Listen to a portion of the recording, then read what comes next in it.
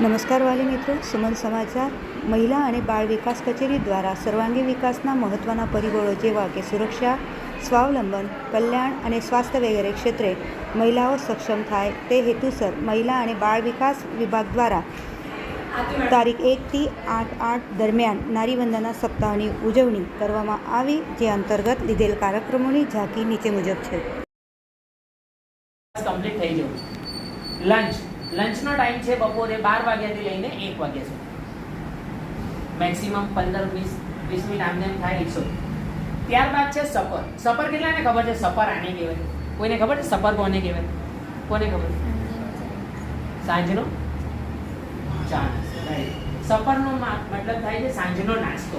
સાંજનો નાસ્તાનો સમય છે 5 વાગ્યાથી લઈને 6 વાગ્યા સુધી. તમે અહીંયાથી સ્કૂલેથી છૂટો એટલે ઘરે જઈને પહેલું જ કામ કરવાનું, હળવો નાસ્તો લઈ લો. એમાં તમે ચા, રોટલી, બિસ્કિટ, ખાખરા, ગાંઠિયા, ચણા, દૂધ, વોટેવર તમને જે ભાવે ખાઈ લે. એન્ડ લાસ્ટ તમે જે સાંજે સાથે બેસીને જમો છો એ છે તમારું ડિનર. તો આ જે વ્યક્તિ આ 4 વસ્તુ મેન્ટેન રાખે છે એ આજ દિન સુધી બીમાર પડ્યો એવું મેં નથી.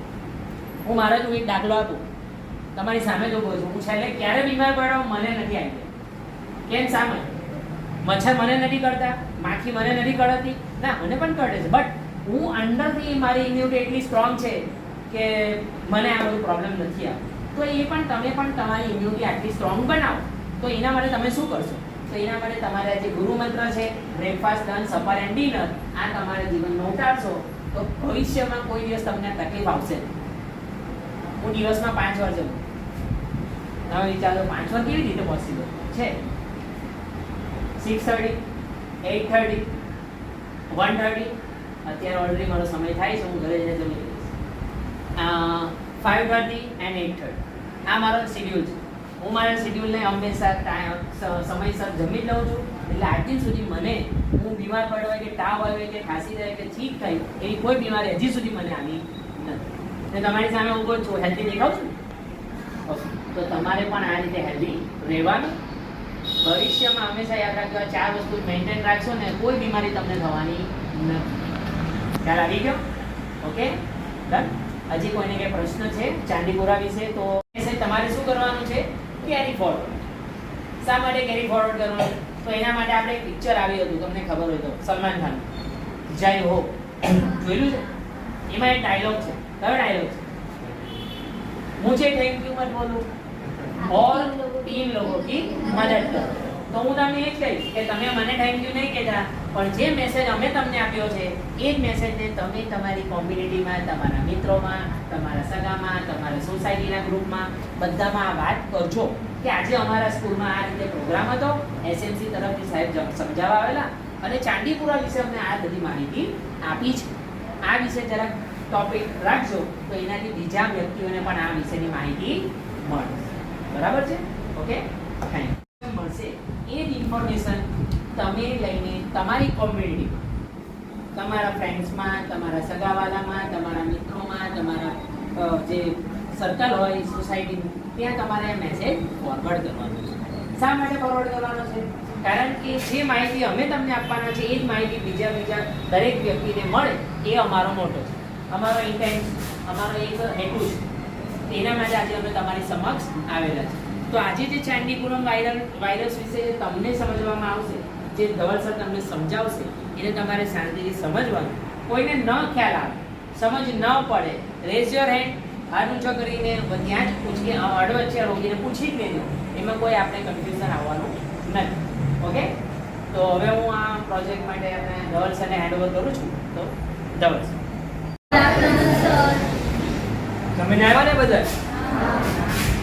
બાકી છે હજી મોઢા પરથી એવું લાગે છે અમુક અમુકને બાકી હોય છે. અવાજ પહોંચે છેલ્લે સુધી? રાણા સાહેબે જે રીતના આપણને કીધું કે આપણે શું કામ ભેગા થયા અહીંયા ચાંદીપુરા વાયરસ વિશે માહિતી મેળવવાની. તમે કંઈક ને કંઈક સમાચાર પત્રોમાં છે, ન્યૂઝમાં છે, ટીવીમાં છે, બધા વિશે આના વિશે જાણકાર તો હશો. બધે ન્યૂઝ તો આવે છે ચાંદીપુરા વાયરસ બધે ફેલાઈ રહ્યો, ખબર છે ને બધાને? એટલે તો પહેલી વાત તો એ ચાંદીપુરા.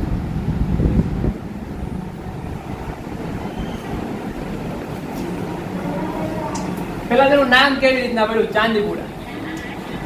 તો ચાંદીપુરા નામ પડવા પાછળનું કારણ એવું છે કે ભારતની અંદર સૌ પ્રથમવાર ચાંદીપુરાનો કેસ મહારાષ્ટ્ર રાજ્યના નાગપુર જિલ્લામાં આવેલા ચાંદીપુરા નામનું ગામ છે એની અંદર પેલા વાયરસનો કેસ જોવા મળેલો હતો. એટલા માટે આ રોગનું નામ શું પાડેલું છે? ચાંદીપુરા વાયરસ પાડેલું. ક્યાં જોવા મળેલો? મહારાષ્ટ્ર રાજ્યના નાગપુર જિલ્લામાં ચાંદીપુરા નામનું ગામ આવેલું છે ત્યાં પહેલો કોઈ જોવા મળેલો હતો. આ ફેલાય કેનાથી? ચાંદીપુરા વાયરસ છે એ માખીથી ફેલાય. માખીની અંદર પણ ઘણા બધા પ્રકારની માખીઓ જોવા મળે. એમાંની એક માખીનું નામ છે સેન્ડ ફ્લાય. શું છે? Send fly. એનું ગુજરાતી નામ શું થાય? સેન્ડ એટલે રેતી, માટી. એવું જ કહો છો ને તમે, સેન્ડ એટલે રેતી અથવા તો માટી. આનું બીજું ગુજરાતી નામ એવું થાય રેતીની માખી. શું કહેવાય? રેતીની માખી. જે સેન્ડ ફ્લાય છે એ ચાંદીપુરા વાયરસનો ફેલાવો કરે છે. હવે ફેલાવો કરે છે તો એ જોવા ક્યાં મળે, કેવી રીતના ફેલાવો કરે, એ બધી આપણે માહિતી મેળવવાની છે. મુખ્યત્વે આ રોગ છે ને ચાંદીપુરા એ મધ્ય ગુજરાતની અંદર જોવા મળે. આપણે કયા ગુજરાતમાં આવીએ કોને ખબર છે? આપણે કયા ગુજરાતમાં આવીએ? દક્ષિણ ગુજરાતમાં આવે. કયા ગુજરાતમાં? એટલે એનો મતલબ એવો ને કે આપણે અહીંયા જોવા મળતો નથી. આ રોગ છે એ મોટા ભાગે વરસાદી વાતાવરણ એટલે કે જૂન મહિનાથી લઈ અને ડિસેમ્બર મહિના સુધી મોટા ભાગે આ રોગ જોવા મળે. એનું કારણ કેમ અત્યારે જોવા મળે વરસાદમાં? તો કે એના માટે જવાબદાર છે સેન્ડ ફ્લાય માખી. સેન્ડ ફ્લાય માખી છે એને જીવવા માટે ભેજવાળું વાતાવરણ જરૂરી છે. જો ભેજવાળું વાતાવરણ હોય તો એ આસાનીથી પોતાનો વિકાસ કરી શકે. જો એને ભેજવાળું વાતાવરણ ના મળે તો એ જીવી શકે ને. એટલા માટે આ રોગ ક્યારે જોવા મળે? વરસાદી સિઝનની અંદર જોવા મળે. મુખ્યત્વે ચોમાસામાં જોવા મળે. સેન્ડ ફ્લાય માખી આવી દેખાય પણ આપણને એવી રીતના ખબર પડશે નહીં. તો સામાન્ય રીતે જોવા જઈએ તો આપણે ઘરની અંદર જે માખી હોય ને એ કેવા કલરની દેખાતી હોય? બ્લેક, કાળા કલરની જોવા મળે. ત્યારે આ માખી છે કેવી આપણને દેખાય? પીળી અથવા તો ભૂરા કલર જેવી આપણને જોવા મળે. પહેલી વસ્તુ બેમાં ડિફરન્સ શું છે? કલરનો ડિફરન્સ છે. સાદી માખી કેવી કલરની દેખાય? કાળા કલરની દેખાય. જ્યારે સેન્ડ ફ્લાયની માખી છે કેવા કલરની દેખાય? પીળી અથવા તો ભૂરા કલરની દેખાય.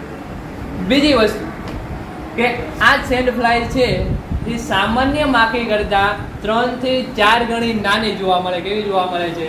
નાની. જ્યારે સામાન્ય માખી જે આપણા ઘરે રોજિંદા જીવનમાં જોવા મળે છે ને એ માખી છે મોટી માખી હશે અને સેન્ડ ફ્લાયની માખી છે કેવી છે? નાની માખી.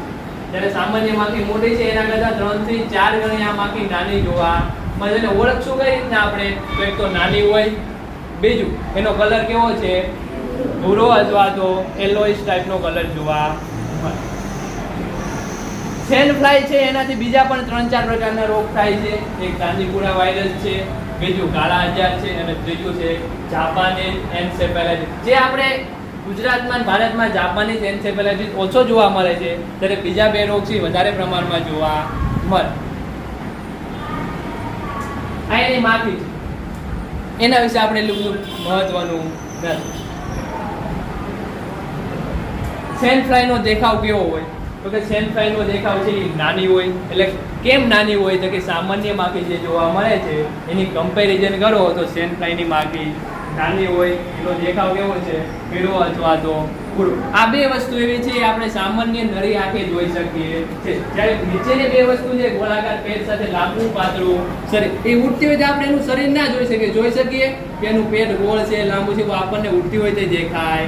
ને 2 લક્ષણો જે આપણે નરી આંખે જોઈ શકીએ છે, એક તો એનું કદ એટલે કે નાની છે અને બીજો એનું વર્તન. વર્તન કેવું છે? તો કે નિશાચર છે. નિશાચર કોને કહેવાય?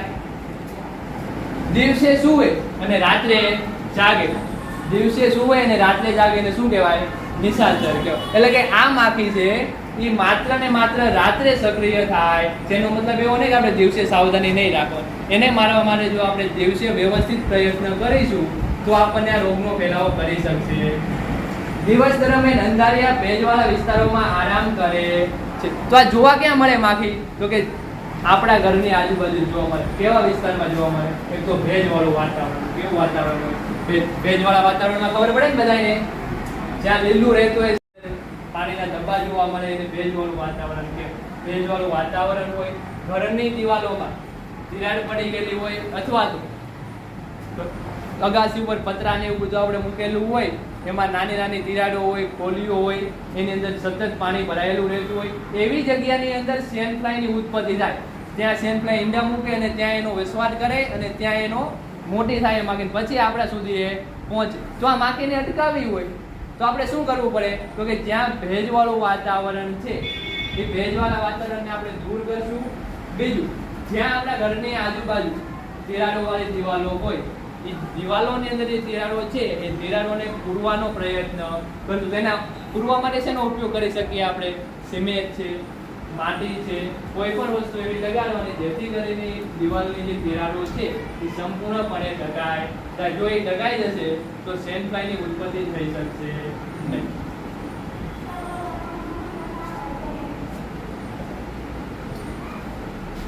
આના વિશે આપણે ચર્ચા કરી. આવા છે લઈ ક્યાં જોવા મળે?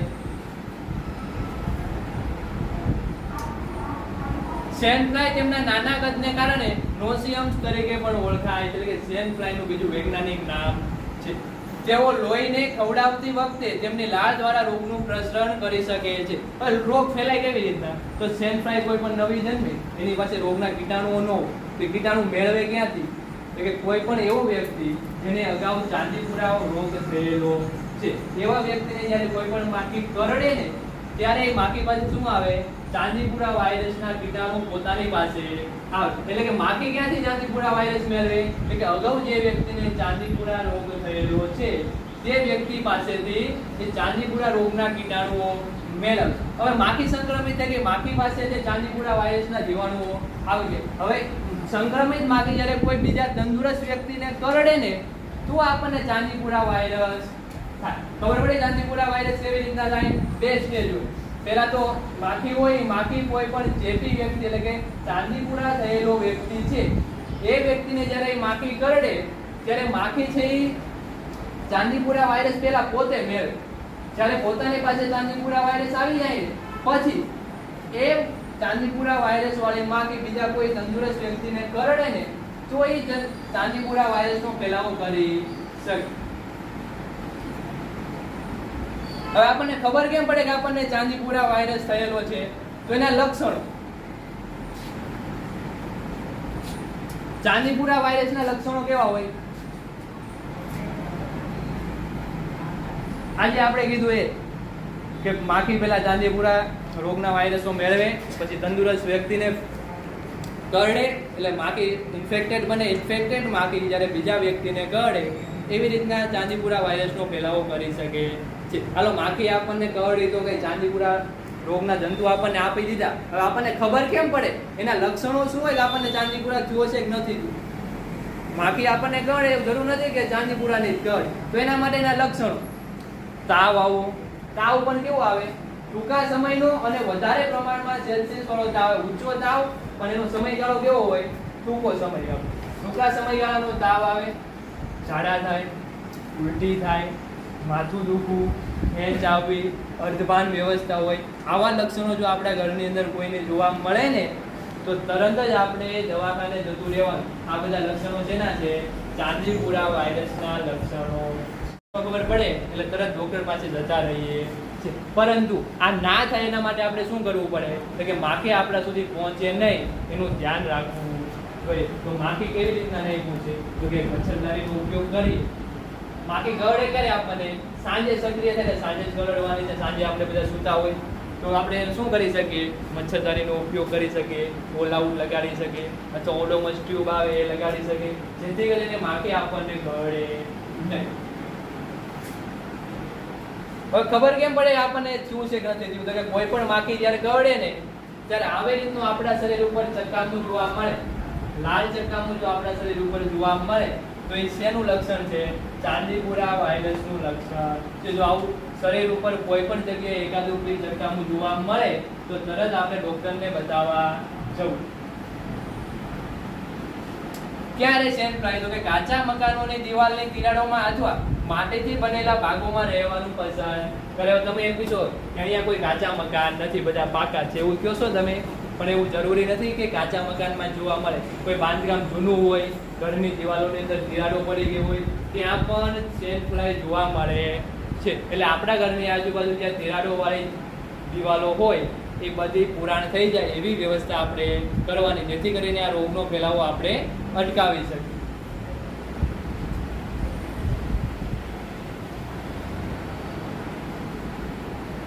અહીંના લક્ષણો: ટૂંકા ગાળાનો હાઈ ગ્રેડ ફીવર, ઝાડા ઉલટી, માથું દુખવું, અર્ધપાન વ્યવસ્થા. અર્ધપાન વ્યવસ્થા એટલે અડધો જાગતો હોય, અડધો સૂતો હોય, એને ખબર ન હોય શું કરે છે એવી અવસ્થા હોય ને કેવી કહેવાય? અર્ધપાન વ્યવસ્થા.